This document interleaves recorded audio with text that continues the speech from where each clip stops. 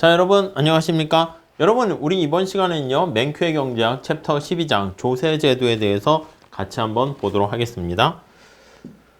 자, 우선 들어가기로 간단하게 몇 개 중요한 내용 좀 체크해 볼게요. 자, 267페이지 보시면 자, 거기 1920년대 미국의 20년대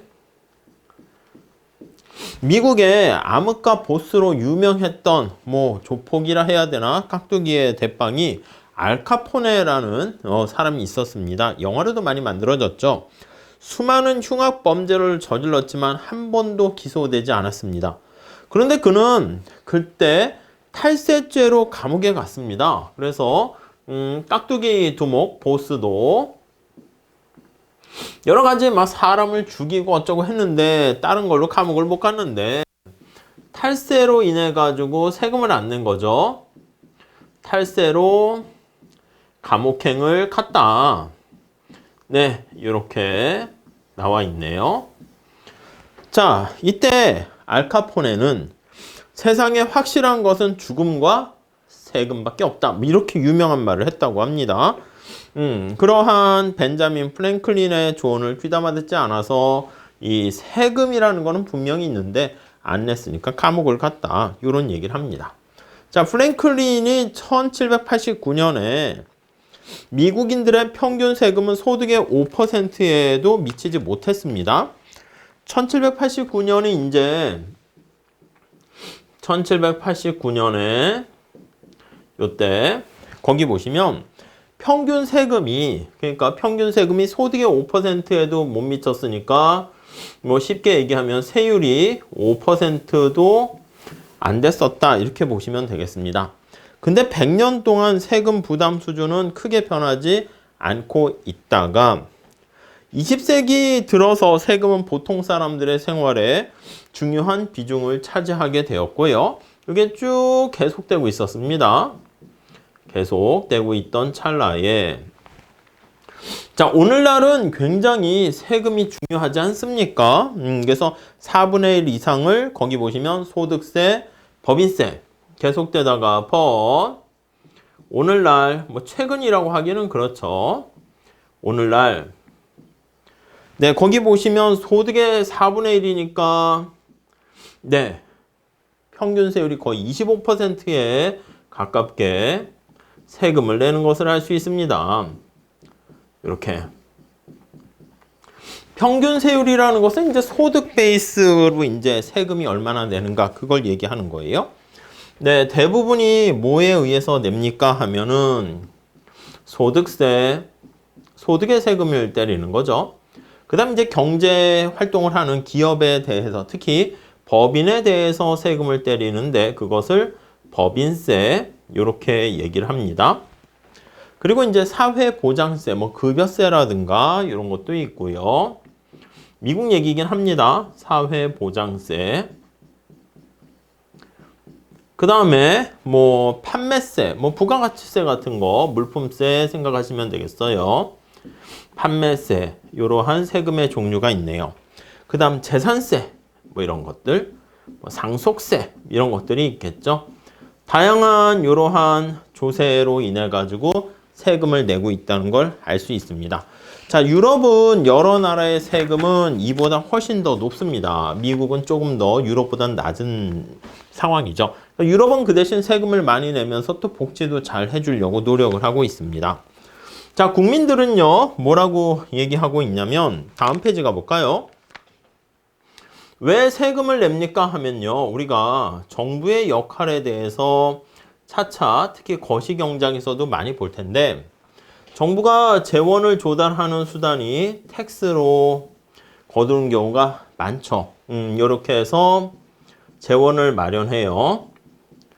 재원을 조달하게 되고 이 재원을 조달한 걸 가지고 정부 지출에 사용됩니다. 이 정부 지출이 이제 공공재를 생산하거나 다양한 서비스를 제공하는 것이죠. 그래서 다양한 재화나 서비스를 제공합니다. 재화와 서비스를 제공하는 거죠. 서비스를 제공하는 하게 됩니다. 우리 국민들이 세금을 내는 이유는 이런 재화나 서비스를 혜택을 받고자 기대하기 때문이다 라고 할 수가 있습니다. 자, 우리가 기본적으로 시장에 보이지 않는 손에 의한 역할을 강조하지만 거기 보시면 시장 경제에서는 재산권에 그리고 법에 의한 지배에 의존하게 되면서 정부는 여러 가지 정책뿐만 아니라 사법 서비스도 제공하게 되는 거예요. 그래서 정부는 재산권을 보장을 해준다거나 보호를 해준다거나 아니면 또 더 나가서 사법, 경찰 서비스라고 보시면 되겠죠. 아니면 법적인 여러 가지 서비스를 제공하는 거예요. 그래서 여기 알카포네 이런 사람들을 감옥에 보내는 것이죠. 서비스를 제공해주는 혜택이 생기게 됩니다. 자, 그래서 시장에서 해결하지 못한 것을 정부가 개입해서 상황을 더 개선시켜 주는 것이죠. 또 정부는 더 나가서 거기 보시면 환경오염과 같은 외부 효과를 치유해 주고요. 환경오염 같은 것을 치유해 주기도 하고요. 그 다음 국방과 같은 다양한 서비스와 관련한 공공재를 제공해 준다라고 보시면 되겠습니다. 자, 또 호수에 사는 물고기 같은 또 공유자원을 관리해 주는 역할을 합니다. 공유자원을 관리해 준다. 자, 이러한 서비스를 제공해 가지고요. 거기 나와 있는 것처럼 경제적 후생을 증가시킵니다. 이때 돈이 드는 거죠. 그 돈이 재원 조달 수단으로서 텍스가 바로 이러한 재원의 원천이 된다. 이렇게 보시면 되겠습니다. 자, 그런데 이렇게 텍스를 부과하게 되면 우리나라의 여기 많은 경제 주체들에게 텍스를 부과하는 거잖아. 그때 거기 보시면 재화의 수요 공급에 영향을 미치게 됩니다. 그래서 이 텍스를 부과했을 때 미치는 영향 어떻게 됩니까? 기본적인 그림 떠오르십니까? 이렇게 보시면 이게 XJ의 수량이고 XJ 가격이면 수요 곡선, 공급 곡선 이렇게 있잖아요. 만약에 공급자한테 세금을 부과한다 그러면 이렇게 공급 곡선이 텍스 부과한 만큼 상방으로 이동하게 됩니다. 자, 그러면 균형점이 여기서부터 이렇게 가게 되는 것을 알 수 있죠. 이거는 수요 공급 복습이에요. 자, 이렇게 이동하게 되면서 시장의 거래량이 줄어들죠. 거래량이 줄어들고 소비자가 지불하는 가격은 올라갑니다. 자, 이렇게 거래량이 줄어들어서 여기 나와 있는 것처럼 사회적 후생 손실이 발생한다라는 것을 알 수가 있습니다. 자, 그 얘기. 소비자 잉여와 생산자 잉여가 감소하게 되고요. 또 소비자와 생산자 잉여가 감소하는 그 크기보다 정부가 가져가는 조세 수입이 더 작아요. 그래서 이게 데드웨일 로스 또는 익세스 버든 해가지고요. 경제적 후생 손실의 문제를 야기하게 된다라는 것을 알 수가 있습니다. 오케이? 그 정도까지 보셨죠? 자, 그래서 거기 보시면 무조건 근데 조세가 사회적 후생 손실만 야기하는 건 아니고요. 여기 나와 있는 것처럼 환경오염에도 텍스를 부과할 수도 있어요. 그럼 이렇게 환경오염에 부과하는 텍스 같은 경우는 우리가 교정적 조세다라고 해가지고요. 오히려 시장에서 망가진 시장 실패를 치유하는 역할을 하기도 합니다. 그래서 오히려 교정적 조세는 효율성을